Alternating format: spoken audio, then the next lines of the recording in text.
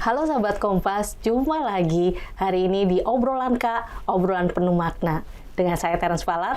Dengan saya Mahansa Sinulingga. Ya, Mbak Terence, seperti biasa ya, Obrolan Kak, kita kedatangan tamu-tamu yang luar biasa. Pasti, sama seperti episode sebelumnya. Ya, kita kali harus ini kenalin dulu. Kita mau bicara soal musik, Mbak. Nah, kalau bicara soal musik, apalagi industri musik Indonesia, tokoh yang menjadi tamu kita kali ini nih nggak bisa dilewatkan, ya, karena dia menelurkan banyak nama-nama besar di industri musik tanah air, gitu ya. Dan juga menemani beliau juga ada salah satu wartawan senior ya, kalau saya bilang ya, kalau untuk urusan industri musik. Ya ininya lah gitu ya, ahlinya lah ya, karena mengikuti sejak lama dan juga bekerja sama untuk menuliskan buku dari tamu kita ya. Seru banget ya, berarti dua tamu kita kali ini pasti bisa membagikan pengalaman mereka yang luar biasa. Halo Pak Yan, halo Mas Frans. Halo. Ya, udah hadir bersama kita ya Pak Yan Juhana dan Mas Frans Sartono. Ya, Pak Yan ini dulu menjadi produser dan sampai sekarang masih berkiprah di dunia musik ya. Masih konsisten ya Pak ya? Masih, cuman ya beda. Sekarang beda sekarang udah era digital. Oke. Udah agak beda. Mungkin Pak Yan bisa cerita Pak, sekarang kegiatannya lagi sibuk apa gitu, kesibukannya sekarang? Sebetulnya saya kegiatannya sih seperti dulu, ya, seperti yang lalu-lalu. Jadi banyak juga mereka yang berharap saya bantu untuk memperkenalkan karya mereka. Banyak dari daerah juga, ada yang dari Ambon, ada Makassar, ada beberapa kota kecil, Majalengka, Pleret, Madiun, ya banyak lah kayak begitu-gitu yang saya bilang ya mereka nggak punya kesempatan untuk masuk ke label besar, major label, gitu. Nggak punya kesempatan karena sekarang mereka juga akan dinilai mana lu punya Instagram, ya mana lu punya YouTube. Kalau dilihat ya followersnya sedikit, subscribernya kecil, memble ya, malas lah. Gitu.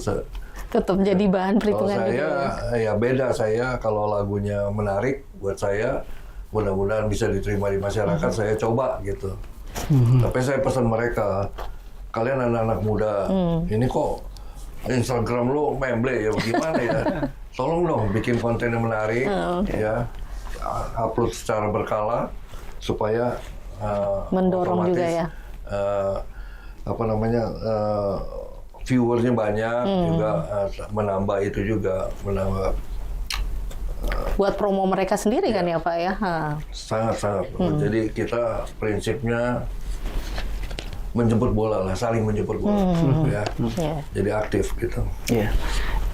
Pak Yan ya, Mbak Terence, Mas Frans ya, ini mungkin buat sahabat Kompas yang mungkin belum familiar gitu ya, karena Pak Yan ini kan bisa jadi di belakang layar nih, tapi kan sebenarnya yang muncul nih nama-nama besar di panggung musik tanah air lah ya sebut aja siapa ya, Sheila on Seven gitu ya, terus Club Project ya. Nah ini kan ternyata orang yang di belakangnya adalah Pak Yan gitu ya. Nah ini kan udah lama nih Pak berkiprah ya sampai sekarang ya. Kalau Pak Yan, dalam pandangan Pak Yan ya, bagaimana industri musik tanah air Indonesia dibanding dulu ya, zaman-zamannya ketika major label itu sangat berpengaruh ya untuk mengorbitkan artis ya, sampai sekarang tadi Pak Yan bilang ya bahwa sekarang tuh yang orang harus punya Instagram, mesti punya medsosnya lah ya, mesti dikelola dengan baik gitu ya. Betul. Gimana Pak perubahan ini, dan Bapak sebagai ya artinya pelaku ya yang mengorbitkan ini ya. Ya kalau perubahan ini sih otomatis sekarang, kalau dulu kan kita promonya hanya beberapa TV, radio, sama media cetak. Konvensional ya. Udah cukup. Nggak ada namanya YouTube dan sebagainya, sosial media, betul nggak? Jadi lebih mudah, dan buat kita dulu pihak record label lebih menguntungkan karena kita jualnya unit kan. Satu kaset kita untung berapa. Kan. Sampai ada resikonya juga, yang nggak laku kan balik lagi ke kita. Retur. Kaset kan kita promosi, kita produksi, dan kita harus bayar ke pabrik-pabrik. Mereka menduplikat kan. Juga kita print covernya, segala itu kan semua biaya semua. Jadi ada plus minusnya lah. Tapi kalau kita bisa jualannya banyak, nah itu lumayan income-nya buat perusahaan. Karena kalau sekarang relatif tools digital itu yang lebih banyak mendorong penjualan itu ya Pak? Sulit loh, kayak Spotify sebetulnya dapatnya sangat kecil ya, karena pro rata. Mereka bikin namanya playlist. Playlist itu kan satu playlist bisa 50 lagu. Kalau lagu kita cuma 1-2 lagu, cuma 2/50 bagi uangnya. Betul nggak? Pro rata ya Pak ya? Iya. Nah, macam gitu. Nah ya, sekarang kita gali nih kira-kira nih, Mas Frans, apa kabar ya? Baik, Terence.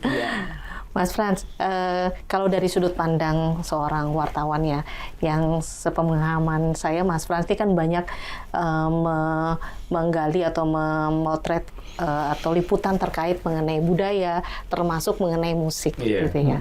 Gimana nih, Mas Frans, kira-kira perkembangan musik kita saat ini seperti apa ya, Mas? Oke, sebenarnya kalau kita tengok dari masa ke masa, dari masa era-era masih piringan hitam, kemudian kaset, CD dan seterusnya ya, itu memang ada perubahan terkait dengan media yang digunakan, medium yang di platform yang digunakan seperti itu. Jadi kalau sekarang itu kita kenal istilah disrupsi. Sebenarnya itu kalau saya amati yang terdisrupsi itu mediumnya, platformnya ya. Karena ada piringan hitam, kemudian ada kaset, nah dan seterusnya itu yang terdisrupsi bukan kreativitasnya. Kreativitas itu terus ada, terus muncul. Seniman-seniman lah yang kemudian harus menyesuaikan situasi dan medium-medium baru itu.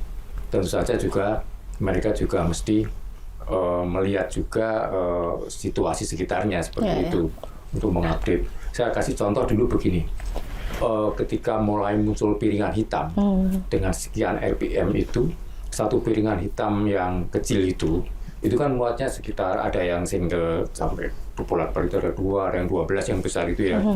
Nah mereka itu dituntut untuk membuat lagu 2-3 menitan durasinya itu, karena dengan durasi 3 menitan itu satu piringan hitam itu bisa muat 12 lagu. Alasannya seperti itu. Kreativitas mereka ditantang seperti itu.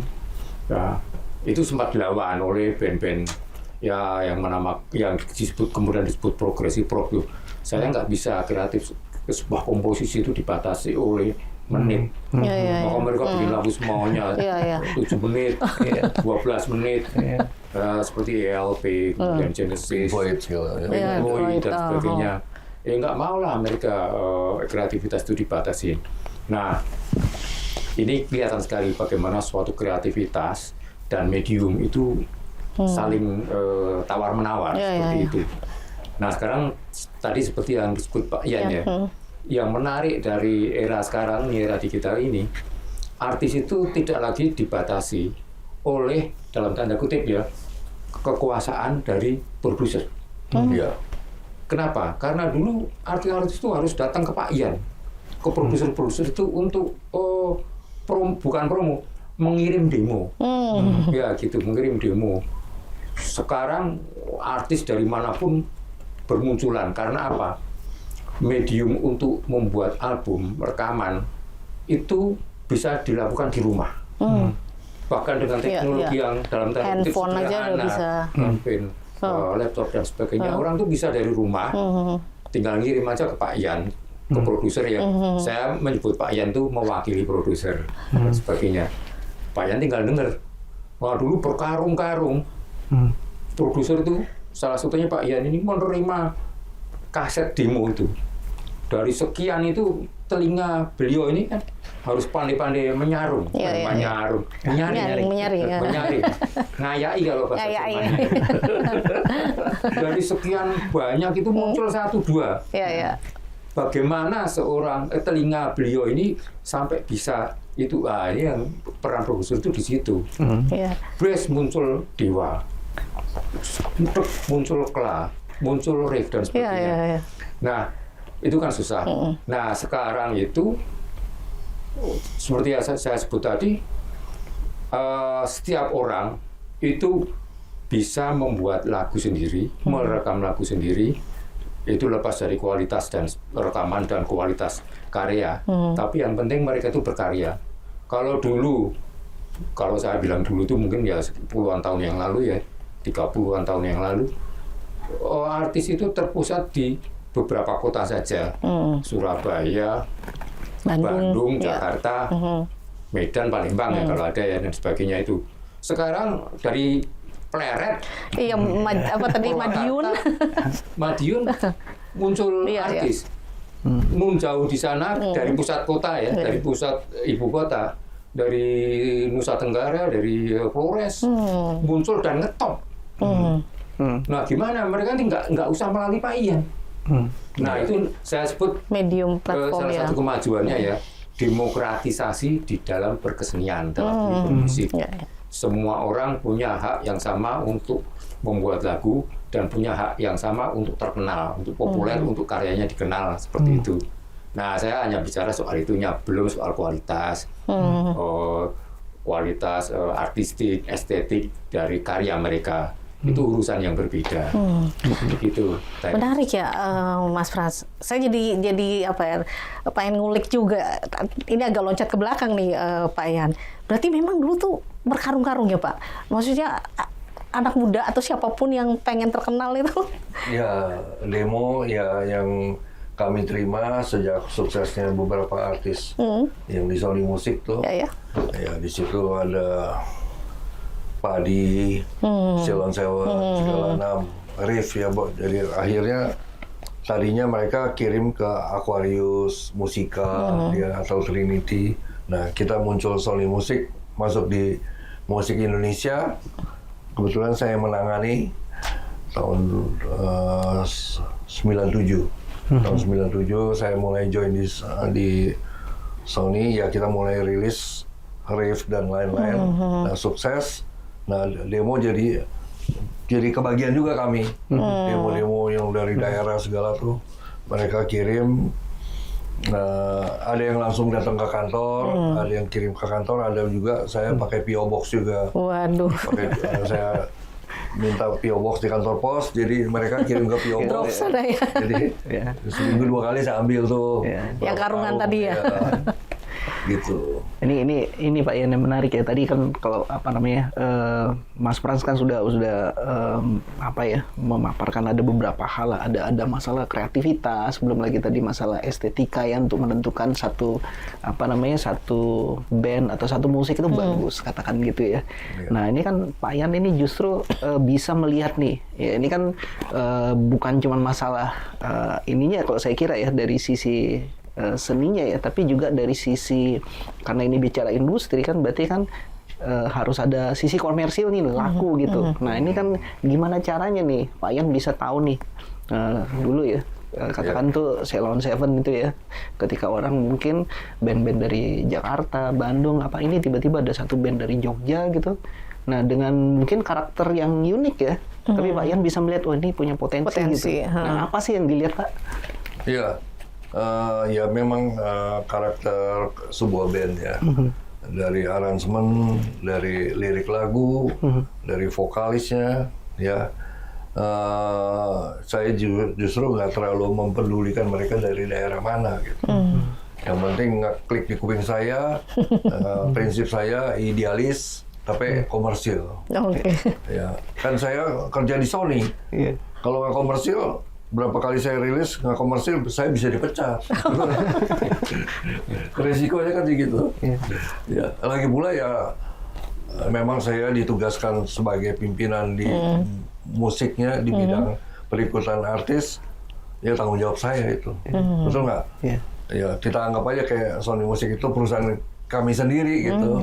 Karena kalau kita merugi terus ya otomatis juga jadi masalah kan, dipertanyakan semua kan. Itu udah intuisi aja itu, atau ada hal-hal yang sebenarnya apanya gitu yang diperhatikan, Pak? Ya, kan menentukan satu satu musik ini, oh ini bisa laku nih gitu. Nah, ada keyakinan seperti itu kan kayaknya ini juga ya. Mungkin ya nggak tahu ya, ini juga mungkin campur tangan Tuhan juga kali gitu. Karena teman-teman saya yang seumuran saya, dia bilang, Pak, saya nggak bisa dengar tuh lagu Dewa tuh, kangen, bagaimana? Wah, dalam hati saya, syukur kamu nggak bisa dengar. Kalau kamu bisa dengar, kamu juga ambil Dewa. Ya, Pak ya? Iya, betul. Iya. Dalam hati saya, dia beda, dia Seleranya ya. Pance, Rinto, kayak gitu-gitu lagunya. Jadi ya udahlah, kita beda. Beda aliran nih. Beda selera. Beda selera.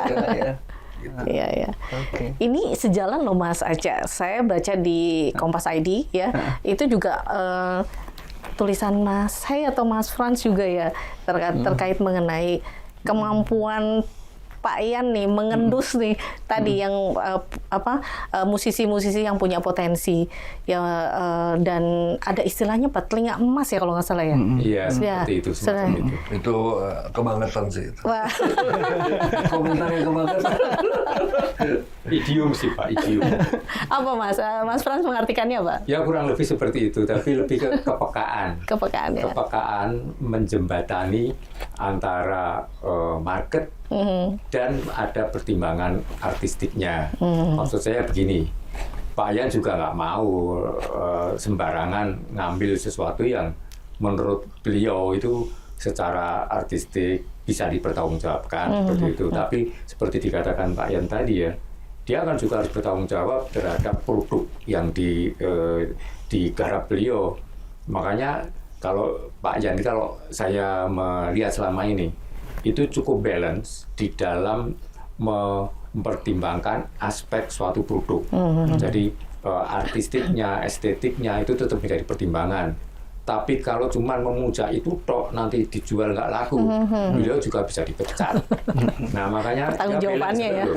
Nah yang saya catat, karena beliau sendiri itu juga pendengar sebenarnya, juga pendengar dan punya pengalaman main band gitu, juga punya pengalaman menyeleksi lagu-lagu yang kira-kira bagus, kompilasi. Jadi telinganya itu cukup terlatih, Oh ini bisa nih. Nah, artinya kalau istilah beliau klik gitu loh, klik di telinga beliau pribadi dan klik di pasar gitu. Nah makanya katakanlah dulu album itu produksinya bisa di atas 1 juta. Nah itu kan bagaimana beliau bisa memproyeksikan suatu karya bisa diterima lebih dari 1 juta orang, itu kan bukan pekerjaan yang mudah seperti itu loh. Nah tapi terbukti juga artis yang kemudian beliau pilih ini itu juga diterima publik. Artinya kalau beliau tuh dalam tanda kutip wakil rakyat, ya dia itu mewakili rakyat yang diwakili itu. Seperti itu, kira-kira seperti itu perbandingannya, ibaratnya ya. Itu kalau komentar itu testimoni Ahmad Dhani bagus juga tuh. Udah baca testimoni Ahmad Dhani? Saya udah baca, tapi yang Ahmad Dhani apa yang lebih spesifik yang diangkat dari? Iya, saya minta dia bikin testimoni, hanya sepotong aja, ya bahwa lagu yang tidak dia suka, saya bilang ini bikin single, tapi akhirnya sampai sekarang abadi. Kangen itu ya Pak? Ya, kangen. Ada tulisannya. Iya. Dan menarik loh Mas Aca, di buku ini juga ya di balik bintang Yan Johana dalam industri musik Indonesia. Dan penulisnya salah satunya beliau yang ada di sebelah saya ini, Mas Frans Hartono.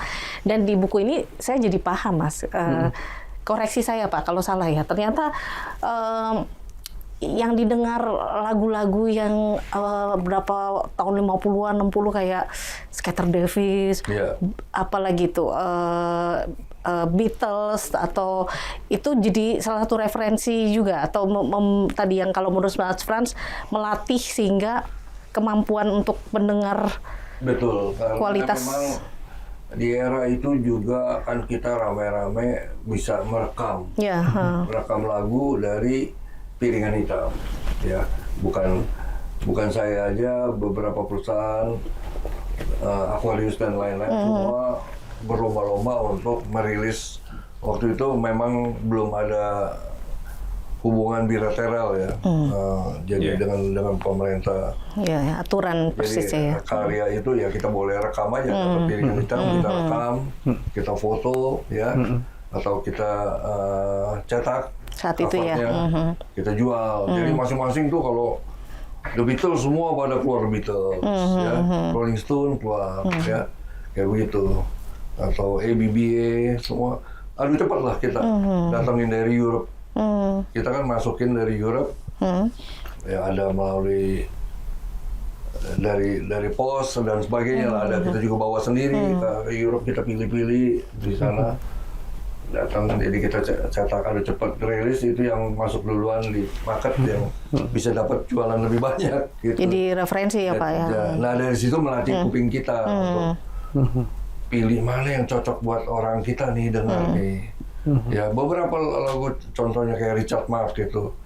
Lagu di Amerika dia bukan lagu slow-nya, bukan radio waiting dia. Lagu upbeat-nya dia. Begitupun si George Benson. George Benson kita pilih apa? Nothing Gonna Change. Terus My Love For You. Dengerin, ini di single. Ini kayaknya klik nih. Ya, tapi di Amerika bukan lagu itu. Oh, gitu. Single pertamanya. Ada ini pengaruh budaya atau gimana Mas Frans? Ya, apa yang kita memang masyarakat Asia mungkin lebih suka lagu slow. Slow ya. Umumnya gitu. Ya. Lagu ballad. Nah ini Pak Yan, ini kan kalau tadi Mas Frans sudah bilang ini disrupsi ya, perubahan besar-besaran kan. Ini sekarang kan katakan setiap orang tuh bisa dibilang bisa memproduksi sendiri ya musiknya ya, bahkan di rumahnya sendiri, terus bisa mendistribusikannya juga ya. Nah ini dalam bayangan Pak Yan ini industri musik ke depan itu, atau katakanlah gimana sih, kalau dulu kan artinya kalau orang mau sukses secara komersial gitu ya melalui label, terus albumnya laku. Nah sekarang bagaimana sih seorang musisi itu bisa hidup, katakan seperti itu ya, dan berkarya gitu, dan kira-kira industri musik Indonesia ini nantinya bakal kayak gimana di tengah situasi seperti ini? Ya begini, saya pernah bicara sama pihak MD Radio, teman-teman saya MD Radio maupun TV, tapi mereka bilang, Pak, lagu Bapak tolong viral dulu dong. Viral di mana? Di TikTok dibilang. Atau di YouTube. Tapi TikTok nomor 1 pilihannya. TikTok kan lagu cuma 1 menit, kira-kira gitu deh. Pendek banget ya. Tapi itu bisa jadi sesuatu gitu. Dari situ viral, efek dominonya kemana-mana tuh. Spotify apa semua naik semua. Begitupun TV dan radio airplay, betul nggak? Terus off-air juga mulai berdatangan. Itu efeknya dari TikTok luar biasa. Digital ya. Jadi memang bagaimana kita berusaha TikTok cari, masih cari TikToker, cari basar semua ini semua, pusing juga. Ya, itu pun belum tentu efektif gitu. Ya. Tapi buat industri musik katakan seperti itu tuh dengan kondisi itu bagus atau enggak Pak ya? Atau kadang kalau ya menurut saya sih ya susah ya, sebuah karya cuma dinilai dengan 1 menit agak sulit. Ya, makanya saya juga pusing juga bagaimana. Saya bilang ada anak band yang gabung sama saya, lu punya teman-teman coba dah.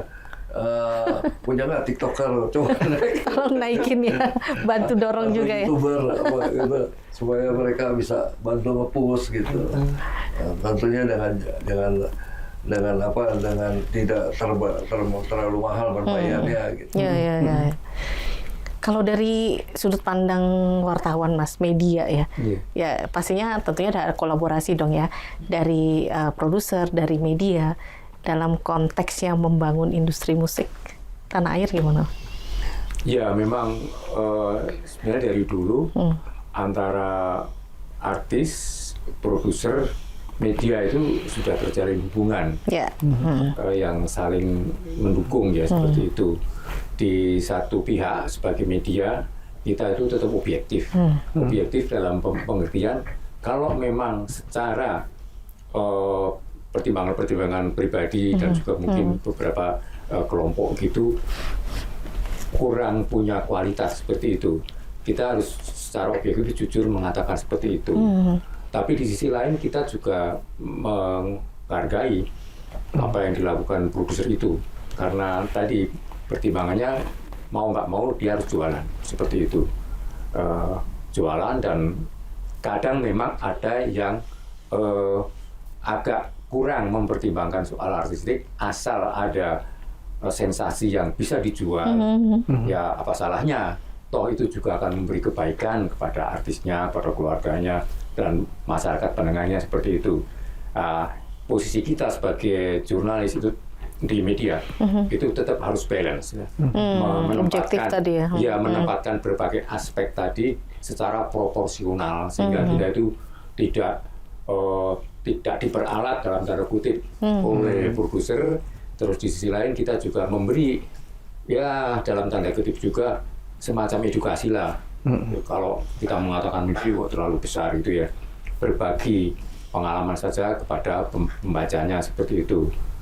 Tapi satu hal yang saya percaya, media percaya, suatu lagu yang baik itu akan tersebar, akan menemukan jalannya sendiri untuk sampai ke telinga publik, tanpa harus menggunakan tadi yang disebut Pak Ian, medium pendongkrak ya, hanya 1 menit supaya ini. Itu ada, saya percaya juga punya dampak signifikan seperti itu. Tapi saya akan kembali lagi ke era ketika TikTok belum ada, internet belum ada. Satu lagu yang dibikin oleh satu artis itu sampai ke telinga publik. Padahal medium yang ada itu hanya radio. Itu yang untuk umum. Kemudian piringan hitam. Tidak semua orang punya alat pemutarnya, apalagi vinilnya. Ya. Tapi kenapa orang bisa nyantol lagu itu? Ya karena lagu itu memang punya kekuatan untuk menyapa telinga publiknya. Seperti itu, katakanlah lagu Bengawan Solo itu diciptakan tahun 40-an. Sampai sekarang tetap ini ya? Iya, waktu itu ya ada radio, tapi tidak semua orang itu mempunyai alat radionya, receivernya nggak ada. Tapi kenapa bisa sampai ke telinga orang pada zamannya, bahkan melampaui zamannya? Itu karena kekuatan lagu itu, karena satu kekuatan lagu itu. Nah itu satu hal yang saya percaya. Itu mengapa sebagai media kita tetap percaya pada itu. Mengapa pegangan kita itu tetap pada kualitas suatu lagu. Bahwa ada lagu yang kurang berkualitas menurut kita bisa. Nah itu memang juga hak pencipta lagu dan produsernya juga untuk membuat bagaimana suatu produk itu tersebar luas seperti itu. Seperti Pak Ian tadi cerita, harus nyari TikTokers. Iya, seperti itu. Itu memang cara yang harus ditempuh mereka. Itu. Seperti itu, Terence. Kolaborasi tadi kan bagaimana peran media dan juga produser dalam mengembangkan salah satunya untuk musik Indonesia. Ternyata kolaborasi itu terjadi juga di sini. Ya, artinya di balik bintang Yan Yuhana dalam industri musik Indonesia ini salah satunya, bukan salah satunya, yang menulisnya adalah Mas Frans Sartono. Mas, kenapa sih? Pengen tahu aja kenapa ingin mendokumentasikan dalam bentuk autobiografi beliau. Ya, pertama kalau untuk alasan Pak Ian waktu itu teman penerbit di lingkungan Kompas Gramedia itu memang ingin mencari suatu tokoh-tokoh yang selama ini kurang dikenal, tapi yang dikenal adalah pekerjaan dia, hasilnya seperti itu. Dan waktu itu nyari dari sebelah tokoh yang saya sodorkan itu Pak Yan. Kebetulan saya kenal beliau jauh sebelum Pak Yan ini di Sony Music. Ya. Saya dulu konsumen dari produk kaset yang beliau bikin, seperti itu. Ini lagunya keren-keren ya. Ini saya waktu nggak tahu ya, beliau ada di mana. Saya sebut aja dulu di tim record ya, Pak. Saya beli waktu kuliah itu. Ini lagunya keren-keren. Nah, bukan lagunya kemudian, tim recordnya. Nah, sekian tahun kemudian orang ini berada di Sony Music.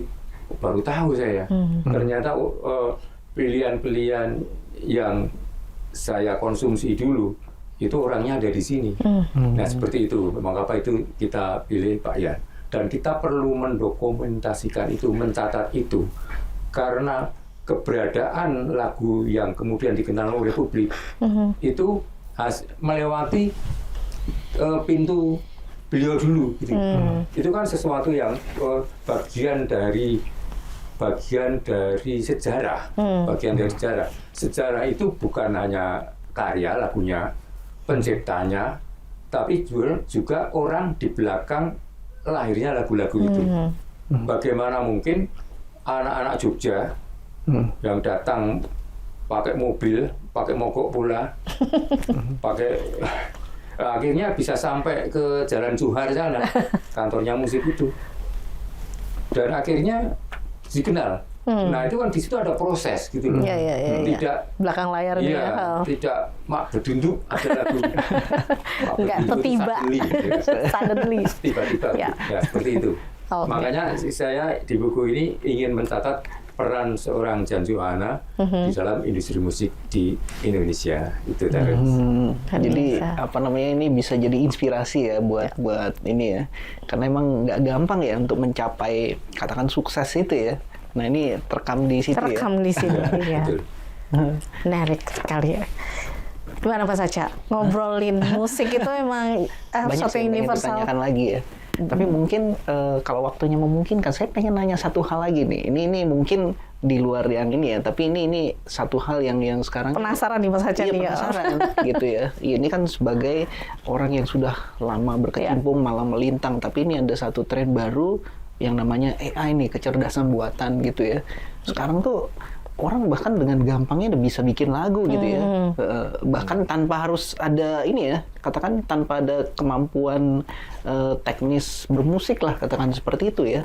Gitu. Nah dari kacamata Pak Ian nih, dengan tren seperti ini, terus kedepannya bakal kayak gimana ya? Ya kalau menurut saya sih memang AI itu bagus, cuman memang kalau lagu sih memang mesti dibuat dengan rasa ya. Dengan rasa liriknya juga kan memang banyak lagu-lagu yang sukses itu dibuat dengan rasa, bukan dibuat wah gue mau bikin lagu hit nih. Itu terjadi loh. Nggak tiba gitu ya. Lagu hit coba contoh sini. Nggak comot-comot aja ya. Dirakit jadi satu, tapi umumnya nggak sukses. Memang enak didengar, cuman nggak jadi apa-apa. Jadi teknologi lahir begitu aja yang lebih bagus sih. Kalau kayak Eros kan bikin lagu, dia lahir begitu aja, ngejar jadi lagu. Iya. Rasanya itu yang harus mengisi dari lagu itu ya. Sisi ininya ya, sisi humanisnya memang ya nggak bisa tergantikan ya. Iya. Oleh tools digital ya. Mas Frans gimana Mas Frans? Ya, pandangan saya begitu. Ya kalau dalam soal berkesenian termasuk dalam musik ya, saya tuh tetap percaya pada pepatah the man behind the gun. Bagaimanapun yang lebih penting itu adalah orang di belakang karya itu. Jadi karya bisa lahir dengan cara apapun, tapi kendalinya itu kan tetap di pribadi. Karena apa? Karena lagu itu kan komunikasi ya. Lagu itu nanti akan sampai ke telinga, sampai juga ke perasaan. Kalau lewat tadi seperti disebut Pak Ian, selain kemampuan teknis, itu kan juga ada yang namanya rasa. Nah, bagaimana mentransfer rasa ini sampai ke telinga orang lain. Dalam hal ini kan mengekspresikan, mengkomunikasikan. Nah, alatnya bisa apapun lah, teknologi apapun. Tapi dia nanti harus lewat itu tadi rasa. Akan berbeda ya. Nanti kita akan bisa menyaring lah telinga kita, dan rasa kita itu akan mampu lah memilah. Oh ini nyampe, oh itu hanya cuman mampir di telinga, nggak sampai ke dalam gitu. Kan secara auditif diterima telinga, tapi apakah dia nanti akan sampai ke rasa gitu, itu urusannya berbeda. Itu kalau saya tetap percaya seperti itu. Itu yang membedakan ya. Jadi platform atau digital berkembang itu kan nggak bisa dibendung, tapi balik lagi suatu karya yang bagus itu juga tadi balik lagi mempunyai rasa dari yang keluar, yang diekspresikan dari lagu itu sendiri. Balik ke orangnya. Balik lagi ke pelakunya juga ya, termasuk the man behind the yang gun berperan itu di belakangnya. Oke, saya mau kasih satu quote yang membuka di buku ini Mas Haja untuk mengakhiri obrolan kita kali ini. Untuk musik Indonesia yang berjalan dari segala waktu, yang sudah terlampaui hingga yang ada di masa kini, salam semangat musik Indonesia. Semangat itu datang dari orang-orang yang ada di belakang layar, seorang jurnalis ya, dan juga pelaku dalam arti produser yang bekerja di belakang proses pencapaian para musisi-musisi Indonesia khususnya. Iya. Oke. Sahabat Kompas ya, kita berterima kasih ya sudah bisa ngobrol bareng Pak Yan. Terima kasih sudah mau Pak Yan, hadir di sini. Mas Frans gitu ya. Ya, kita percaya maksudnya apa yang ini ya, mungkin ini bisa menjadi insight ya. Buat industri musik Indonesia dan juga para sahabat Kompas ya. Dan tentunya Mbak Terence, nextnya kita akan datang lagi ya dengan tamu-tamu yang luar biasa. Iya. Berikutnya. Buat sahabat Kompas, ikuti terus obrolan penuh makna. Dengan saya Terence Palar. Dengan saya Mahansa Sindulingga dan tamu kita Pak Yan dan Mas Frans. Terima kasih. Sampai ketemu. Yeah. Yes.